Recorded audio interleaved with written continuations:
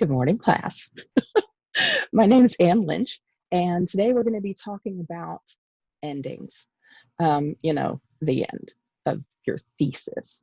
And they're really hard, so I wanted to talk about that. Um, we know that the end of a book is really crucial.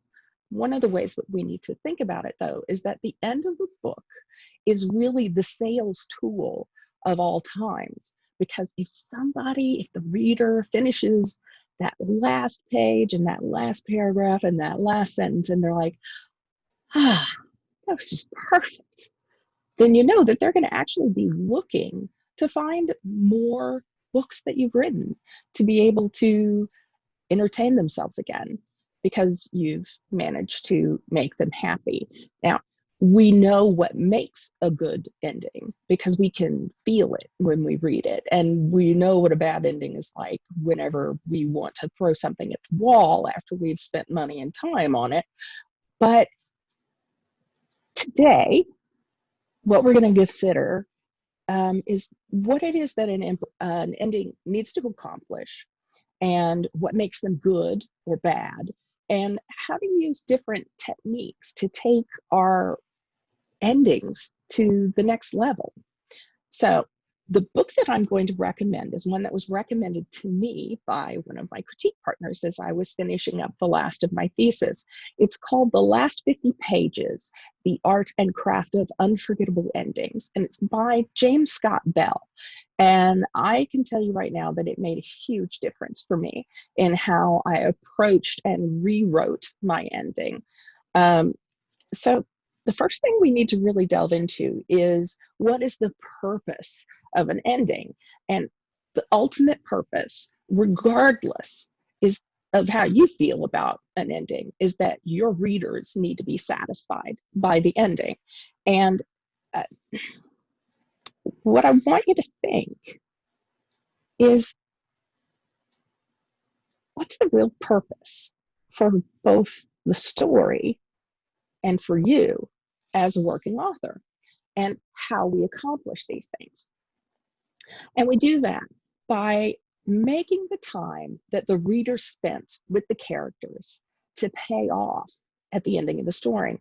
So we need to wrap up everything and make it all make sense.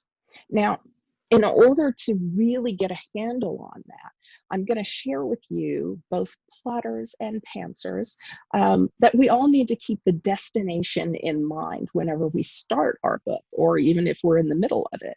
Um, Here are a couple of really cool quotes that I ran across. So, Pixar story artist Emma Coates and her team used the following strategy: come up with the ending before you figure out the middle. Seriously, endings are hard. Get yours working up front. And then for the pantsers among us here who are going, I just want the story to reveal itself and the characters to reveal itself. That's all well and good.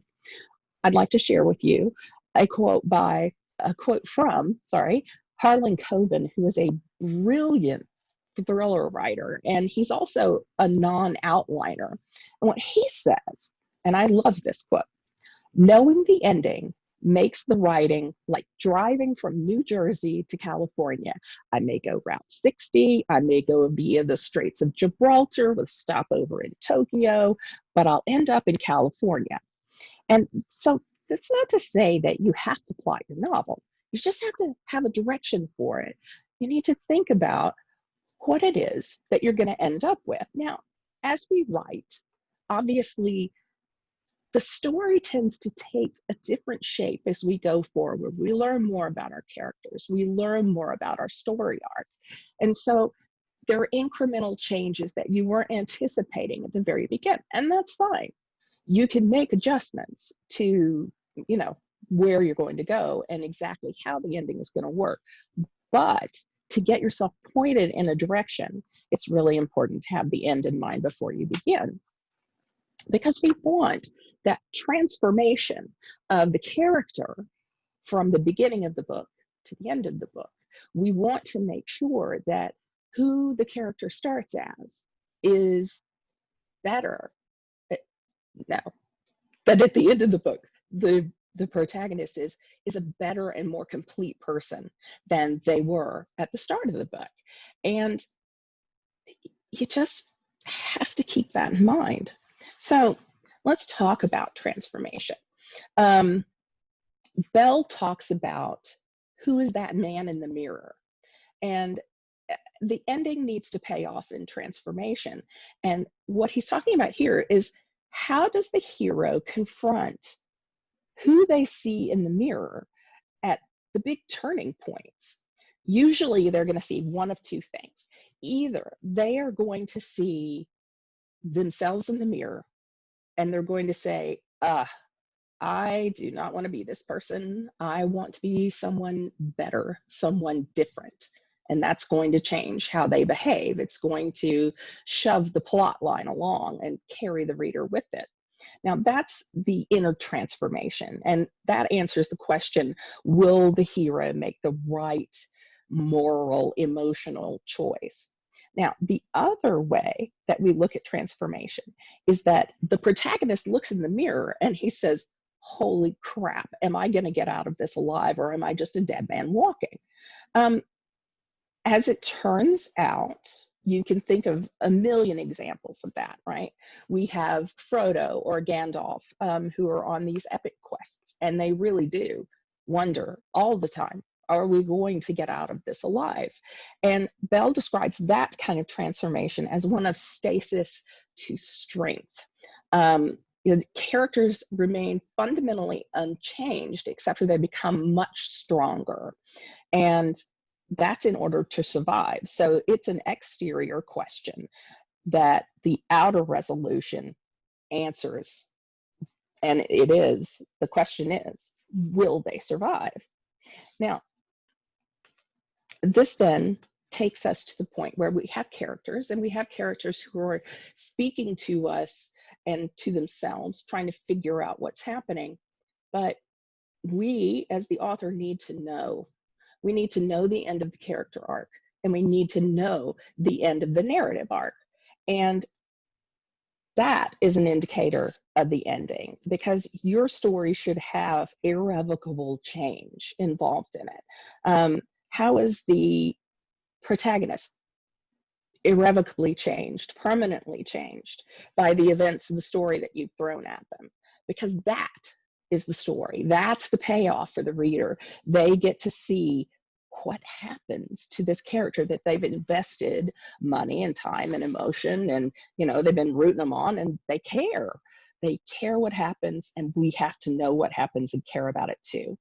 So again, we're getting back to that, give the reader what they want. Now, we also have to take we here at in this program, we take a very hard look and a detailed look at genre and genre conventions. So reader expectations are shaped by the genre that they're reading. So always keep that in mind. Things that readers want a lot of times, whenever they sink themselves into the world of a book, is what life won't often give them, which is justice and straight answers to questions and no loose ends, right? Those are hard to come by, but in a book, they should be available, because that's part of the reason why we dive into a book, to escape our own reality and to be entertained for a while. Now, there are a number of things, 4 to be exact, that you need to watch out for that nobody wants to read. Things to avoid in an ending. You don't want the Deus ex machina ending, where there's an improbable savior who jumps into the scene and saves the day, or a completely improbable event that changes everything and makes it all work out. The second thing is loose ends. Don't have loose ends hanging around there. And I think this is particularly important whenever we start talking about mystery writing and thriller writing. If you've got red herrings that have been planted through your book, which you should, you need to explain them before the end of the book, because people will be like scratching their head at the end of it and go, well, what about that? So you need to answer that. No loose ends. The next one, number 3, is one of my all-time favorites. It's the Oz ending. And The Wizard of Oz, it ends and it was all a dream. And I saw you and I saw you. And it's like, okay, that one's been done and we don't need to do it again. Thanks. And the last thing is the talkative villain. Let's not be a talkative villain. Let's not have one in our books where they are finally cornered and then they spill everything. Try and spread and sprinkle those bits of information throughout the narrative and not just dump them all on the reader at the very end. Now, there are a couple of things that we can do to finesse the endings, to not just have it be satisfactory and adequate, but to make them move to the next level. And those two things are the power of the callback and resonance. So the power of the callback, basically in the last 50 pages, the ball starts rolling really quickly into the valley of the shadow of death, right? And the hero is facing a real fight. And then during that moment, they recall a comment or something that happened or an image from the first act of the story. And it gives them hope and it gives them ideas about what they can do. It's always something that has an emotional impact. It's oftentimes a type of foreshadowing. Sometimes it's that that your primary character, your protagonist in the first chapter says, "I'll never do ... And then what happens is that, yeah, they do. Also, we see foreshadowing coming out of the mouths of people who are close to them or who are their mentors during the course of the novel, where they say, your impatience is going to get the better of you. The last thing that we'll want to talk about is resonance. And this is all about the last line, the last paragraph, the last page. It's the type of line, it's the type of final page that makes you feel great. So resonance in the last line or in the last paragraph, you're really striving to take an image or that's a thematic image or a particular setup or particular line, the first line, and have it mirror or look back on or call back to the first line whenever you're at the very end, okay? You want it to tie back and mirror because it gives that lovely completion of the circle. It's very satisfying. And I'm going to read you an example from my thesis. I worked very hard with this idea to try and be able to pull things together and create that resonance in the last bit. So first, I'm going to read you the first two sentences, and then I'm going to read you the final paragraph. So, the heat was a steaming shroud draped over the lake. Towering cypress trees melted Spanish moss into the murky amber waters of Caddo. Daddy and I sat shirtless in the silence, sweating, waiting for the fish to accept their invitation to the hooks. The only sounds were the gentle lapping of the water against the old wood boat and the occasional plop of a turtle falling off a log.